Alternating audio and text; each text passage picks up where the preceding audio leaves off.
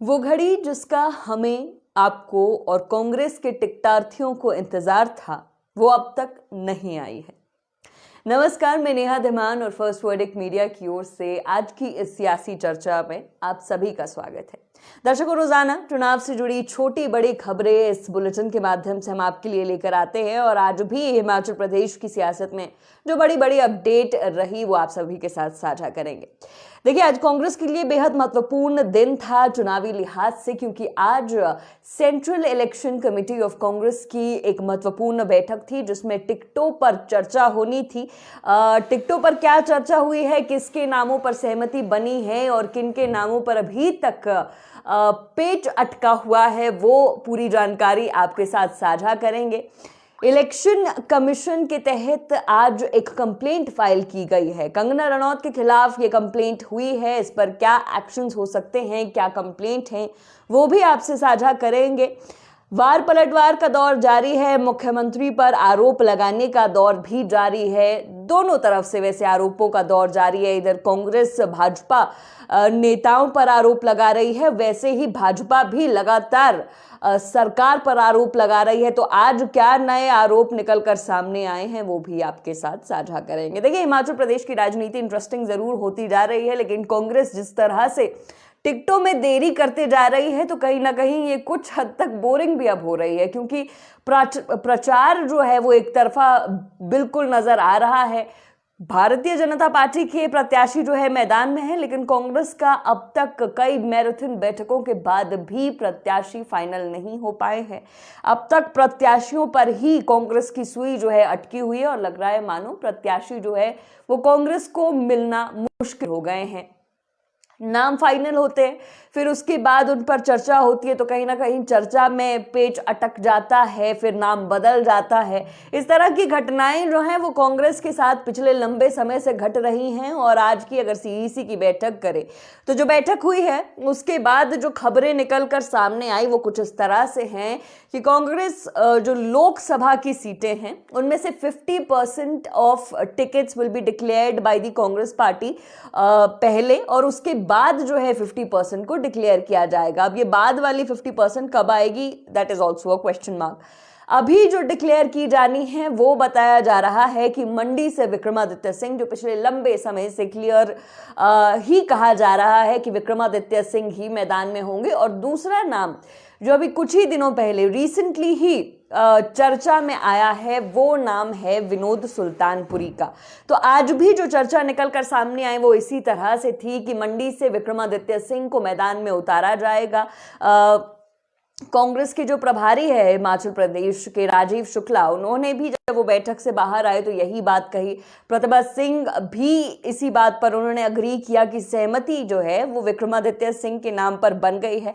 तो कहीं ना कहीं डिक्लेयर्ड है टिकट कि विक्रमादित्य सिंह जो है मैदान से होंगे। रीजन बिहाइंड दिस इज कि जो लगातार कांग्रेस के नेता बताते जा रहे हैं कि विक्रमादित्य यंग है और उनको कोई यंग और डायनामिक लीडर चाहिए जो कंगना रनौत को टक्कर दे सके, और इसीलिए विक्रमादित्य सिंह को मैदान में उतारा गया है। तो ये एक टिकट फाइनल है। दूसरा नाम यहाँ पर विनोद सुल्तानपुरी का लगातार सामने आ रहा है। देखिए, विनोद सुल्तानपुरी का नाम को लेकर जो चर्चा है वो काफी पहले भी हो रही थी। पहली बात, शिमला संसदीय क्षेत्र जो है वो एक रिजर्व्ड सीट है। 4 लोकसभा सीटें हैं हिमाचल प्रदेश में, 4 में से सिर्फ और सिर्फ एक ही रिजर्व्ड सीट है हिमाचल प्रदेश में और वो है शिमला संसदीय क्षेत्र।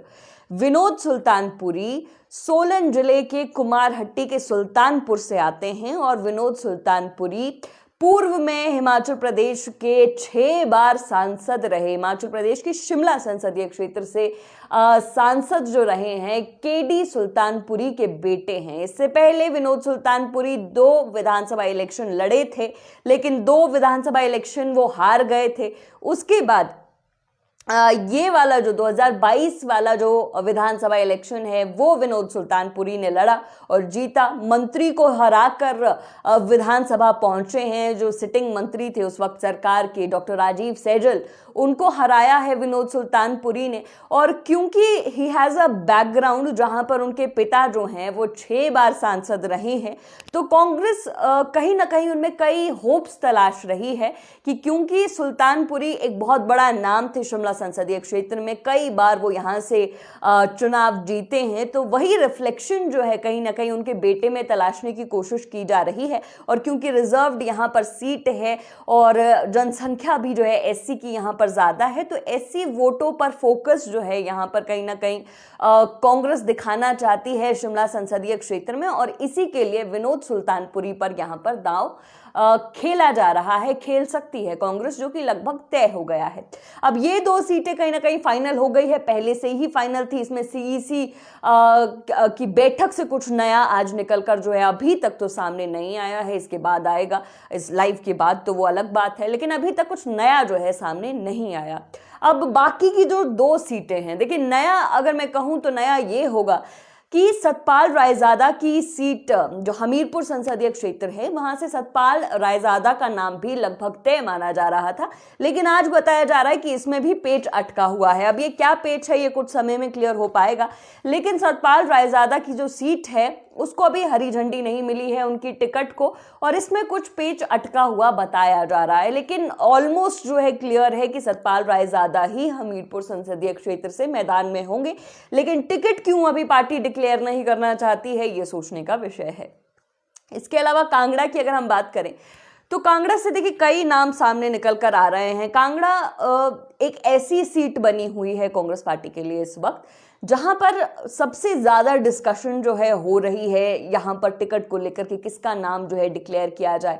अब यहां पर आशा कुमारी का नाम जो है बार बार निकलकर सामने आ जाता है। कांगड़ा से आशा कुमारी को मैदान में उतारना चाहती है कांग्रेस पार्टी, लेकिन रीजन बीइंग कि उनको उन पर दाव क्यों नहीं खेला जा रहा है अभी तक, या why Congress is not so sure about her is कि चंबा से आती हैं, चंबा जिला से आती हैं आशा कुमारी, और कहीं ना कहीं कांग्रेस पार्टी ये चाह रही है कि कांगड़ा जिले से किसी प्रत्याशी को मैदान में उतारा जा सके, क्योंकि कांगड़ा की जो सीटें हैं वो ज्यादा है कांगड़ा संसदीय क्षेत्र में एज कंपेयर टू चंबा, और ये कहीं ना कहीं सामंजस्य बैठाने के लिए और कांगड़ा जिला को ज्यादा तवज्जो देने के लिए कहीं ना कहीं ये टिकट पर पेच जो है अटका हुआ है। यहाँ से एक और नाम चर्चा में है वो डॉक्टर राजेश का है, और एक और नाम जो चर्चा में है वो भी पूर्व में विधायक रहे हैं जगजीवन पॉल, उनका नाम भी चर्चा में है। लेकिन अब क्या बनता है कांग्रेस की तरफ से, क्या टिकट्स निकलकर सामने आते हैं, ये चर्चा का विषय बना हुआ है।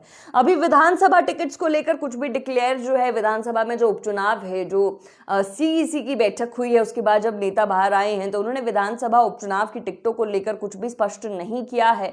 बहरहाल वही 2 टिकटों के नाम बार बार निकलकर सामने आ जाते हैं कि विवेक कुमार विक्कू जो है वो कुटलहर से लड़ेंगे, और इसी के साथ साथ जो है धर्मशाला से जग्गी जो है वो मैदान में होंगे। लेकिन बाकी की जो टिकट्स हैं उन पर अभी कंफर्मेशन नहीं है, अलग अलग लोगों के नाम अलग अलग विधानसभा क्षेत्रों से सामने आ रहे हैं।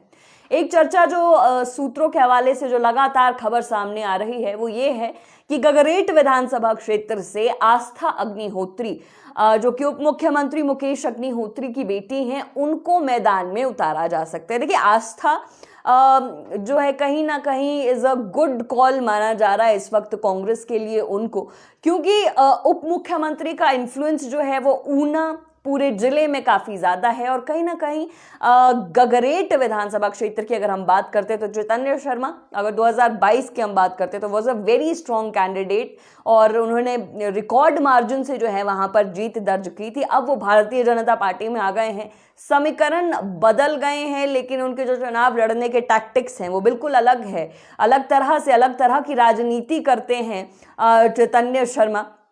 और पिछले चुनाव में भी हमने देखा कि किस तरह की राजनीति उनके विधानसभा क्षेत्र में रही है, तो जाहिर सी बात है कि यहाँ पर कोई स्ट्रॉन्ग कैंडिडेट ही चाहिए था कांग्रेस पार्टी को। हालांकि आस्था की जब हम बात करते हैं तो वो कोई ज़मीनी नेता नहीं है, लेकिन फिर भी हम ऐसा क्यों कह रहे हैं कि वो कांग्रेस के लिए एक अच्छा विकल्प हो सकती है, क्योंकि मुकेश अग्निहोत्री का जो इन्फ्लुएंस है कहीं ना कहीं वो फिर इस सीट पर रहेगा, और कांग्रेस के लिए ये एक अच्छा कॉल जो है इसके चलते हो सकता है। लेकिन अभी यहाँ पर भी चर्चा जो है बनी हुई है, डिक्लेयर अभी भी कुछ नहीं है।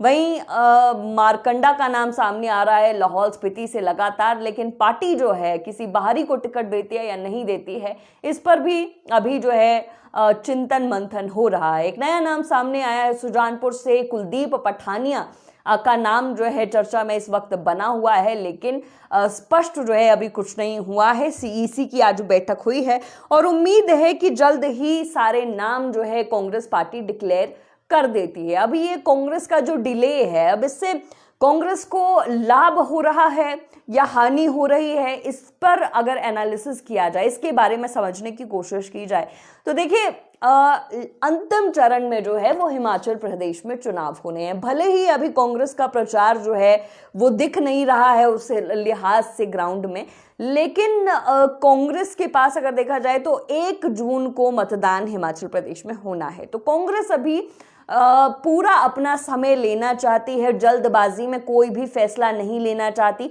और पूरा समय जो है वो कांग्रेस पार्टी कहीं ना कहीं लेने की कोशिश कर रही है ताकि जो भी डिसीजन लिया जाए वो बिल्कुल एक्यूरेट हो और बाद में जो है उसको दोबारा से सोचना ना पड़ जाए कांग्रेस पार्टी को, या फिर अपना जो डिसीजन है वो जल्दबाजी में ना ले और रिग्रेट ना करे। इसीलिए ये मंथन जो है वो किया जा रहा है, लेकिन इसकी वजह से कुछ प्रभाव जो है वो जरूर पड़ रहा है कि प्रचार में ग्राउंड पर जो है वो प्रत्याशी नहीं मौजूद हैं कांग्रेस पार्टी के, और भारतीय जनता पार्टी के जो प्रत्याशी हैं वो लगातार ग्राउंड में बने हुए, क्योंकि बहुत पहले ही अनाउंसमेंट्स जो हैं वो हो गई है। तो कहीं ना कहीं कांग्रेस के लिए ये एक ड्रॉबैक जरूर हो सकता है, लेकिन समय है तो समय का इस्तेमाल क्यों ना किया जाए।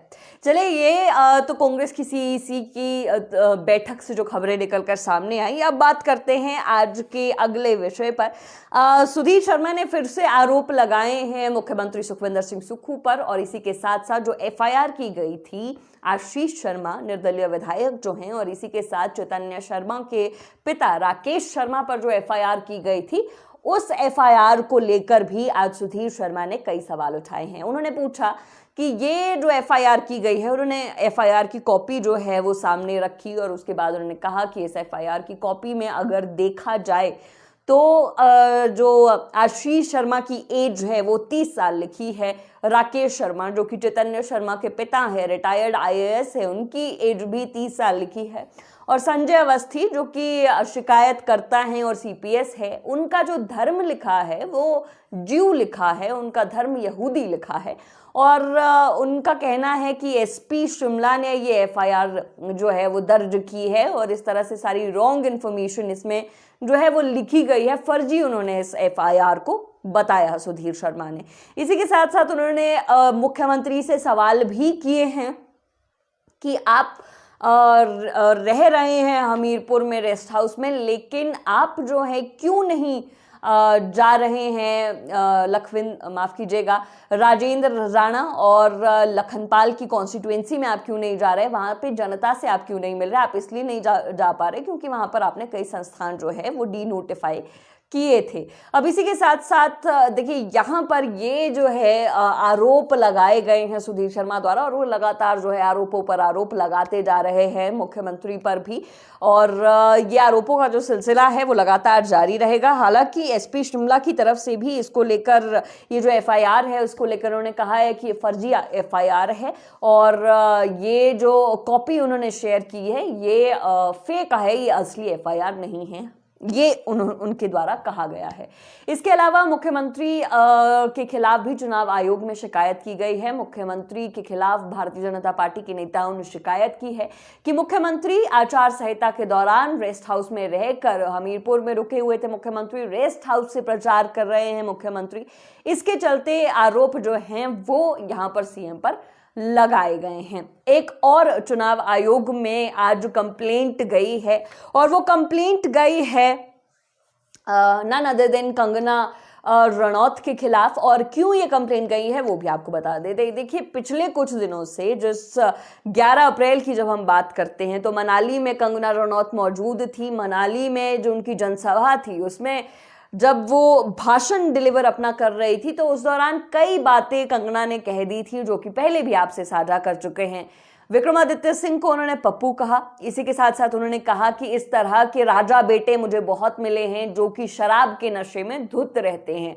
तो इस तरह के जो बयान है इसको लेकर कांग्रेस के कार्यकर्ता जो है वो बता रहे हैं कि वो बहुत ज्यादा आहत है और इस तरह के बयान जो है वो कंगना रणौत को नहीं देने चाहिए। और इसको लेकर उन्होंने मुख्य निर्वाचन अधिकारी जो है उनको कंप्लेंट इसकी दे दी है कि कंगना की जो भाषा शैली है वो ठीक नहीं है और ये मॉडल कोड ऑफ कंडक्ट का उल्लंघन है। आपको बता दें कि मुख्य निर्वाचन अधिकारी ने भी डीसी एवं जिला निर्वाचन अधिकारी से इस पूरे जो ये घटनाक्रम रहा था, ये जो बयान रहे थे, ये भाषण रहे थे, इसकी रिपोर्ट उन्होंने मांगी है और तलब किया गया है रिपोर्ट को। अब इसका क्या नतीजा निकलता है ये आने वाले समय में ही हमको मालूम पड़ेगा।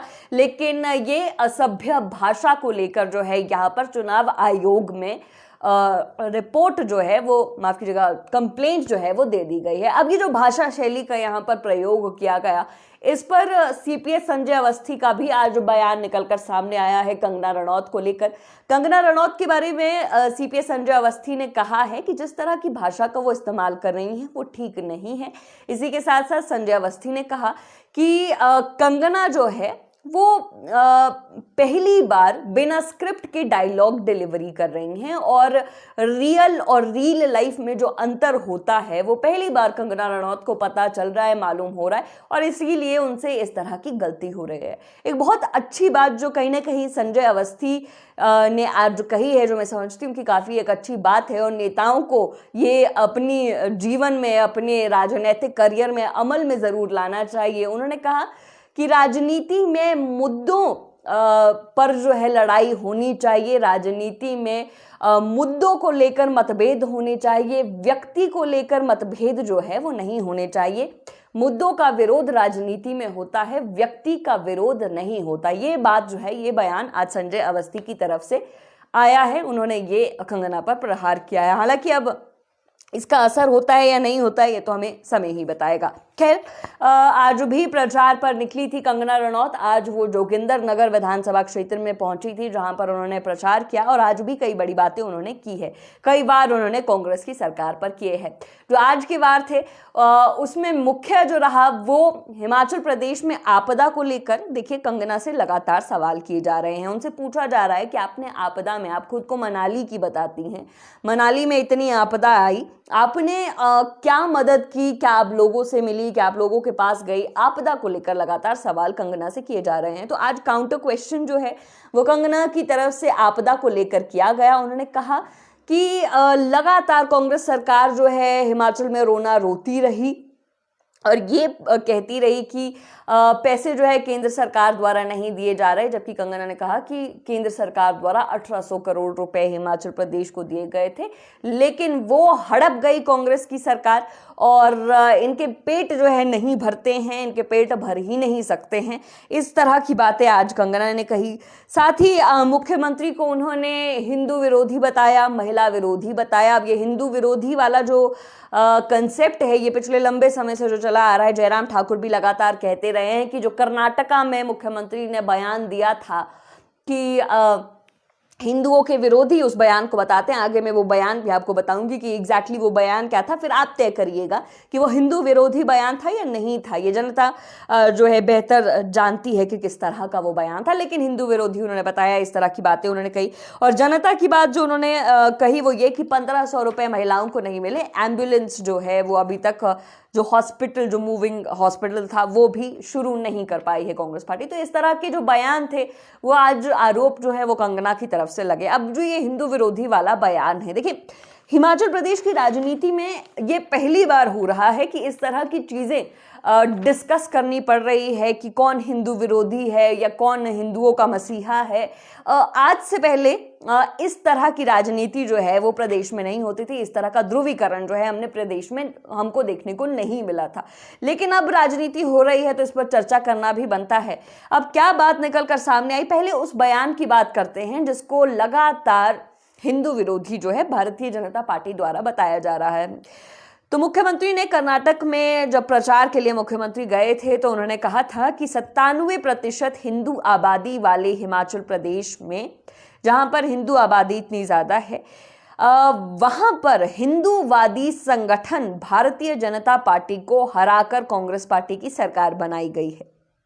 ये मुख्यमंत्री सुखविंदर सिंह सुक्खू ने कहा 97% हिंदू आबादी वाली हिमाचल प्रदेश में हमने हिंदूवादी संगठन भाजपा को हराकर कांग्रेस पार्टी की सरकार बनाई है। अब इसमें हिंदू विरोधी ये बयान कैसे होता है, ये भारतीय जनता पार्टी बेहतर बता सकती है। इसमें कहा गया है कि उन्होंने हिंदूवादी संगठन जो है भाजपा को बताया है और भाजपा को हराने की बात कही है, हिंदुओं को हराने की बात उन्होंने नहीं कही, या इस तरह का कोई बयान जो है उन्होंने नहीं दिया है। लेकिन जनता बेहतर जानती है कि ये हिंदू विरोधी बयान था या नहीं था। इस तरह का कुछ भी अगर आप लोगों के पास भी आता है, मेरा तो यही कहना रहता है कि don't take anything, don't consume anything that you receive on social media. अगर कोई नेता के कोई भी बयान दे रहा है, कुछ भी कह रहा है, तो वो डायरेक्टली मत ले लिया कीजिए, उसके पीछे रिसर्च किया कीजिए, उसको देखा कीजिए कि क्या हो रहा है, क्या सच में कुछ ऐसा बयान आया भी है या नहीं आया है, या जो कह रहे हैं, चाहे कांग्रेस पार्टी के नेता कह रहे हैं या भारतीय जनता पार्टी के नेता कह रहे हैं, क्या उनके बात में कोई तथ्य भी है। वो तथ्य तलाशने की कोशिश करिए, अपना एनालिसिस करिए, अपनी सोच का इस्तेमाल करें और फिर ही बातों पर विश्वास करें। और ये जो बयान है कहीं ना कहीं आप बेहतर समझ पाएंगे कि क्या ये हिंदू विरोधी था या नहीं था, या जबरदस्ती हिमाचल प्रदेश की राजनीति में धर्म को कहीं ना कहीं लाया जा रहा है। क्या आप ये बेहतर समझ सकते हैं। चलिए, ये भी एक जो बड़ी खबर आज निकल कर आई। इसके अलावा जो एक और आरोप आज लगा है कहीं ना कहीं, वो नेता प्रतिपक्ष जयराम ठाकुर के द्वारा लगाया गया है। नेता प्रतिपक्ष जयराम ठाकुर ने कहा कि फोन की टैपिंग हो रही है हिमाचल प्रदेश में। जितने भी सीआईडी के ऑफिसर्स हैं उनको मुख्यमंत्री सुखविंदर सिंह सुक्खू ने फोन टैप करने पर लगाया हुआ है। विधायकों के फोन टैप किए जा रहे हैं, कौन सा विधायक किसके संपर्क में है, किस विधायक ने किससे बात करी, इस तरह का काम जो है किया जा रहा है। अफसर जो है, पुलिस जो है फ्री नहीं है, वो नेताओं के फोन सुनने में व्यस्त है और ऐसे में क्राइम जो है वो हिमाचल प्रदेश में बढ़ रहा है। जैसा कि हमने देखा भी कि मॉल रोड पर जो है वो अचानक से एक हत्या हो गई थी अभी कुछ समय पहले, और इस तरह के क्योंकि व्यस्त है, जो काम पुलिस वालों को करना चाहिए वो कर नहीं रहे, वो फोन सुन रहे। फोन टैपिंग जो है हिमाचल प्रदेश में हो रही है, इस तरह का आरोप आज नेता प्रतिपक्ष द्वारा लगाया गया है।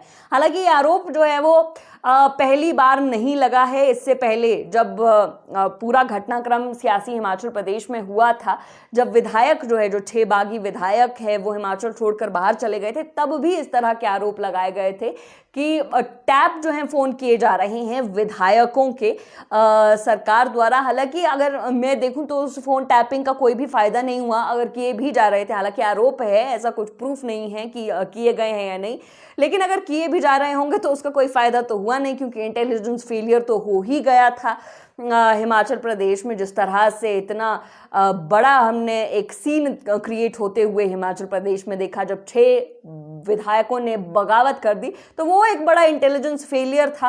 और फोन टैपिंग जो है वो अवैध है। इसकी कंप्लेंट भारतीय जनता पार्टी करती है या नहीं करती है, वो देखना, वो भी आगे हमको देखना होगा।